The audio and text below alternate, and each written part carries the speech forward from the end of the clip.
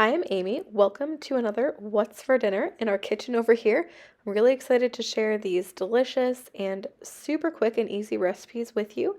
I will include the recipes in the description. If you like it, please go ahead and subscribe, and let's go ahead and get started with the recipes.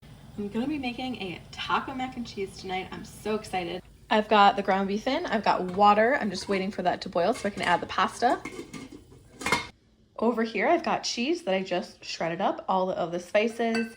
I added chili powder instead of coriander, cumin, and then a little bit of salt and pepper. And then we're gonna season it with some salsa as well. Don't mind this, I just measured out the cheese and the spices.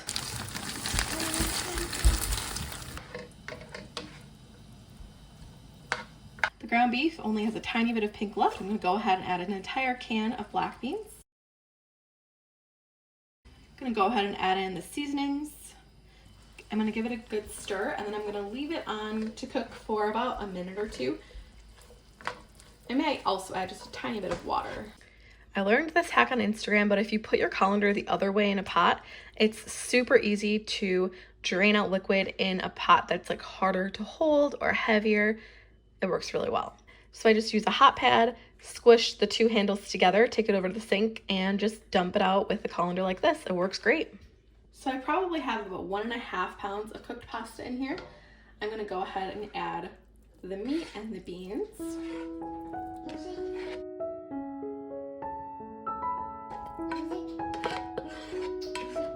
I'm gonna add a jar of salsa.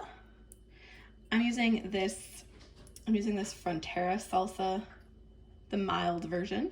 I'm gonna add in the cheese. It's about 2 cups that I'm gonna add to this portion. I'm gonna give it a good mix, and then I'll see how the ratio of meat and beans to pasta looks to see if I wanna add some more pasta. I'm gonna add just a little bit more pasta. You definitely don't have to, but I figure why not stretch this a little bit more.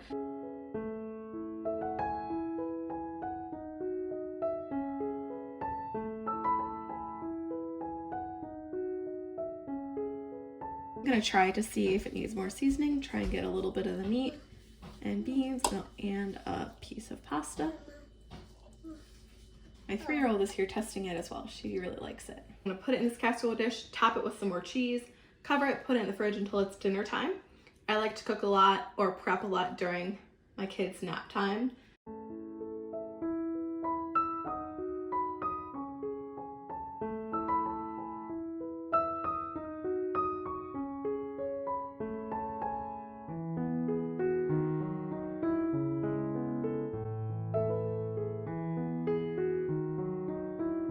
And then once it's dinner time, I'm going to turn the oven on to 350, bake it covered for 25 minutes, uncovered for about 5 more minutes.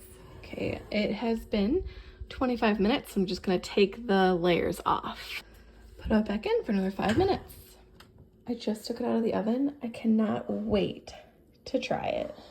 We loved this, and it was so nice to have leftovers for a couple more dinners, and I topped my husband and my dinner with cilantro and some pickled jalapenos. That pickle flavor from the jalapenos was so delicious on top of this. I'm out here at my herb garden, which is also kind of a flower and plant garden as well. But I do have basil, and I learned from my mother-in-law that if you just cut right above where the leaves are, so like I could cut, like right here, right above the leaves, or down here right above these leaves, that is the best place to cut so that the basil keeps growing. So in case that's of interest to you, now you know. I mean, it worked for me last time, so it might work for you as well. But I'm gonna go ahead and cut some basil off for some homemade pesto for dinner tonight. I rinsed the basil, and I just went ahead and picked the leaves off of the stem. I don't need to cut it up into smaller pieces just because I'm gonna blend it up later. So whole pieces of basil is just fine for now.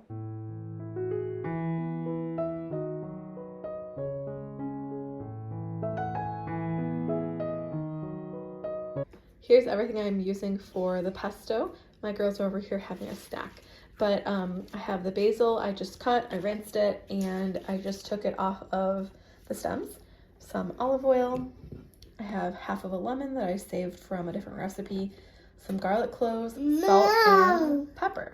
Now I'm going to blend it up in my food processor. I did Google to see if I was making a pesto or a chimichurri. I thought it would be closer to a pesto, and I was right. So I didn't add pine nuts or Parmesan. And I also, in a minute, you'll see I also add parsley just because I wanted a little bit more herb flavor. But it's not a chimichurri. Chimichurri just has parsley. It has like vinegar. So it's pretty different than a chimichurri. I just threw this sauce together, but you could definitely buy store-bought pesto or use any sort of like chili sauce, whatever you like on top of your eggs. But I will include this recipe in the description below in case you'd like to replicate it. It was really tasty. I'm going to do a really quick and easy dinner tonight. So I have that kind of a pesto. I did put basil and parsley in it, as well as olive oil, lemon juice, garlic, salt, and pepper. And then I have just some shredded Parmesan. These Trader Joe's hash browns, you could definitely get hash browns anywhere. I've just used like regular frozen hash browns that aren't in patties as well, and some eggs. I will show you how this all comes together. It's going to be like a super quick 15-minute dinner.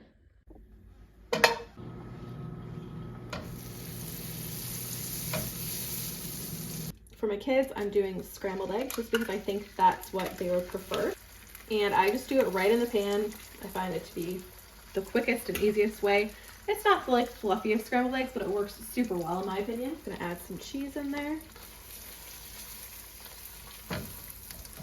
And I'm just gonna throw a little bit of salt and pepper on theirs, as well as my husband and my eggs. And then my husband and I are getting fried eggs. I thought that would be really great. I'm gonna do them kind of over easy. I think that's what it's called, not up on my egg terms, but I want the yolk to be a little bit runny.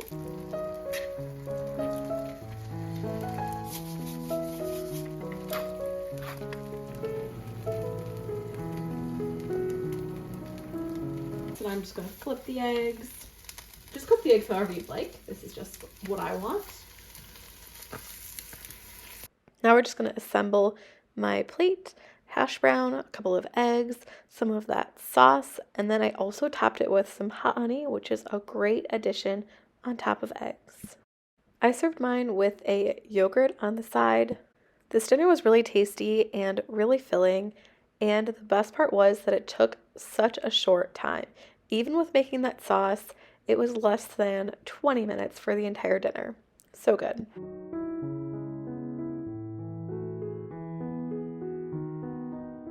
Tonight I'm making sweet potato taco bowls with red peppers, diced frozen sweet potatoes, taco seasoning, and olive oil.